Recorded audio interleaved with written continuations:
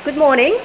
This time you are going to see one of the students from SMK 14, Jakarta, is going to give a presentation about accounting for merchandising operation. Now you can start.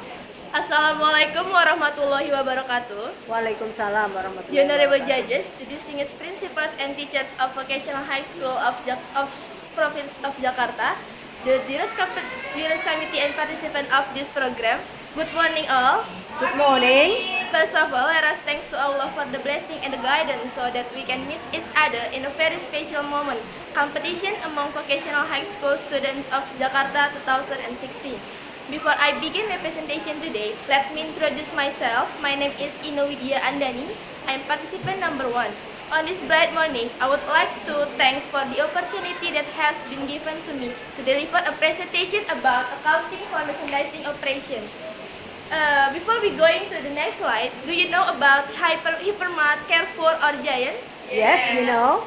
Yes, you are familiar with them. They are called merchandising company because they buy and selling inventory rather than a perform service as their primary source of revenue. So, the definition of merchandising company is the company which has main activities for selling and buying without change the form. After we know the definition about merchandising company, we must know the characteristic of it. The characteristic is in the cost of goods sold account. Cost of goods sold is the total of merchandise sold during the period. This is the flow of cost of merchandising company. Beginning inventory plus cost of goods purchased is cost of goods available for sale. As the goods are sold, they are assigned to cost of goods sold.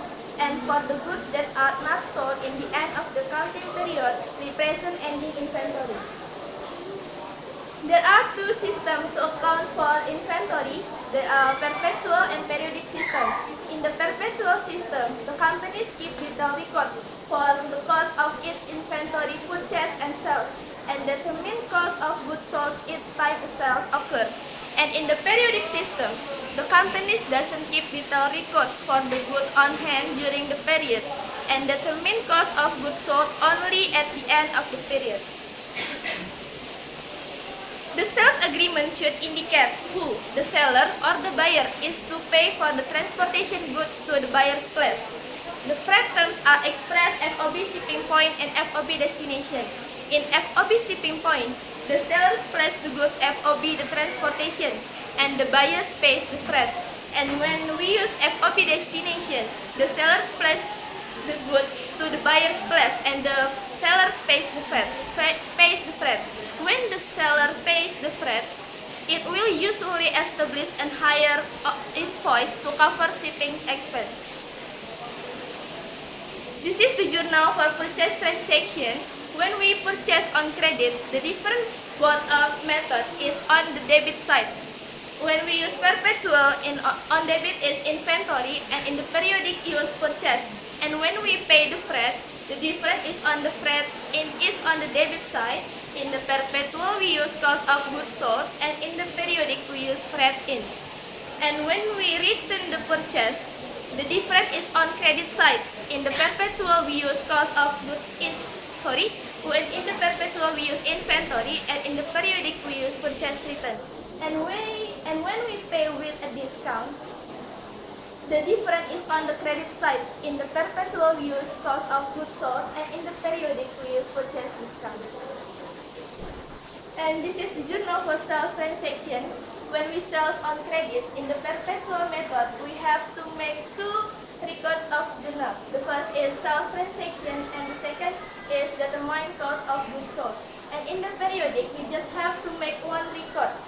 Account receivable on debit and sales on credit. Why? Because in the periodic, the companies determine cost of goods sold only at the end of the period. And when we return the sales, in the perpetual, we have to make two journals. The first is sales return transaction and the second is determine cost of goods sold. And in the periodic, the journal is sales return on debit and account receivable on credit. And when we receive with a discount, there is no different journal both of them. That's all my presentation. As described in my presentation, the companies may use one of two basic systems, the periodic and the perpetual system. One key difference between both of them is compute of cost of goods sold. That's all. Any question?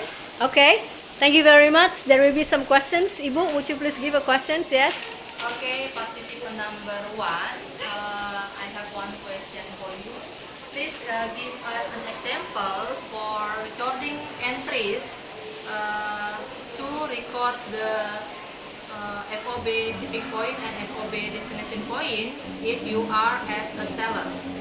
Thank you for your question. If we use the FOB shipping point, the journal is cash on debit and freight collected on credit. And when we use the FOB destination, the journal is freight out on debit and cash on credit. That's all. Okay, thank you very much. Yeah, okay, from participants, would you please? Yeah. Thank you for the opportunity. Can you tell me how many kinds of companies in Indonesia? And can you explain me one by one? Thank you for your question. There are three companies in Indonesia. First is service company, merchandising company, and manufacturing company. In the service company, the main activities is sales service. And in the merchandising company, the main activities is buying and selling inventory without change the form. And in the manufacturing, the main activities is produce a product to sell to the customer. Okay, That's all. thank you. Another questions, please? Accounting questions? No, you don't have any? Okay, another question. How many forms of income statement that we use in merchandising company? That's a good question. There are two. There are two income statement that we use in merchandising company. First is income statement, and the second is comprehensive income statement. In income statement, we just have revenue and expense, and in the comprehensive income statement, there are revenue, expense, other income, and other expense. That's all. Okay, and that is last question for me. Which do you think is better, perpetual or periodic? Perpetual. Why? Because in the perpetual, the companies know the cost of goods sold each time, and at the end of the period, the companies doesn't do the stock of them.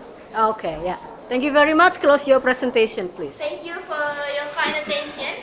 I hope my presentation will be useful. See you again in some other occasion. Wassalamualaikum warahmatullahi wabarakatuh. Waalaikumsalam. Please do that.